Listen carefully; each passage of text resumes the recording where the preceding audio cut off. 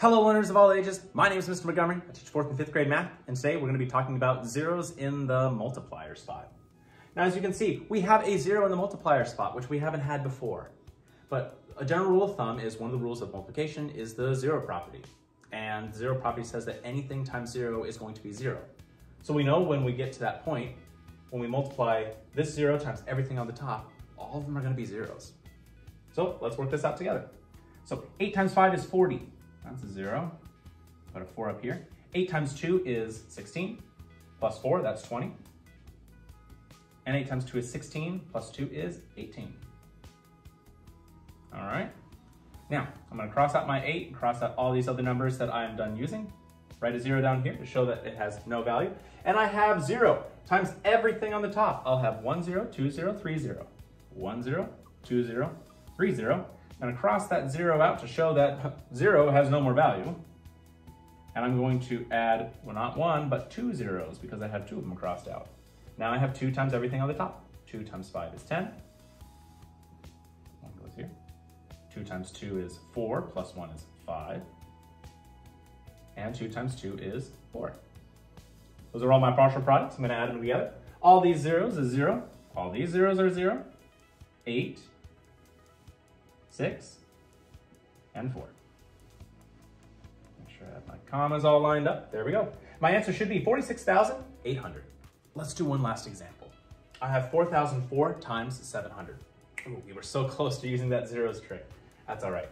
So I have 2 categories where it's going to be 0.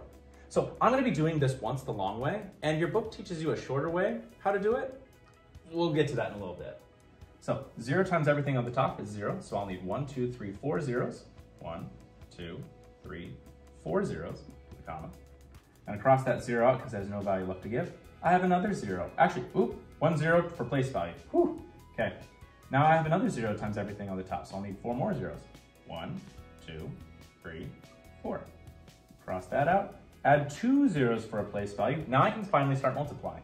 7 times 4, well, 7 times 2 is 14. 14 plus 14 is 28. Okay, 7 times 0 is 0, plus 2 is 2. 7 times 0 is 0, and 7 times 4 is 28. I'm going to add all my partial products together. 0, 0, 8, 2, 0, 8, and 2. So I have an answer of 2,802,800.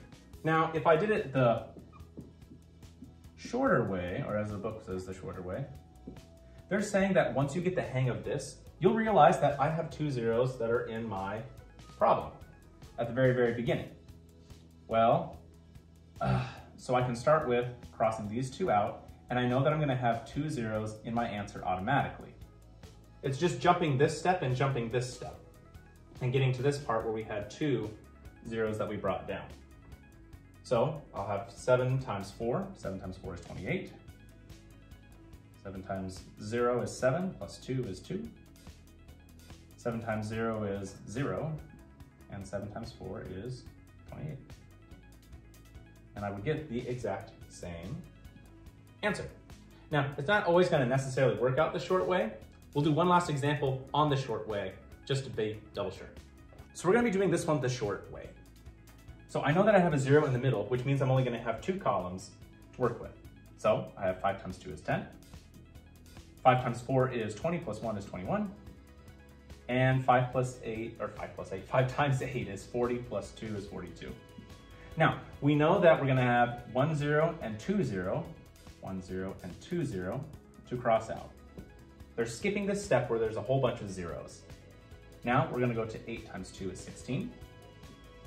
8 times 4, well, 8 times 2 is 16. 16 plus 16 is 32, plus 1 is 33. And 8 times 8 is 64, 65, 66, 67. So I have a comma. I'm going to add all these together because these are my partial products. 0, 1, 8, 7, 7, 6. So I should have the answer of 677,810. All right, my 5th grade friends, you see that we're going to be on page 47 of our practice problems. Before we get into what the practice problem directions are, it's okay to use the long method, and it's also okay to use the short way. Just pick the way that works best for you. If you're still kind of confused about it, please let me know when you come to class tomorrow. But we're going to be doing problems number 1 and number 7. The directions say use random to estimate, then multiply. Just worry about the multiplication part and try and finding your product. If you still have questions about zeros in the multiplier, please let me know when you come to class tomorrow.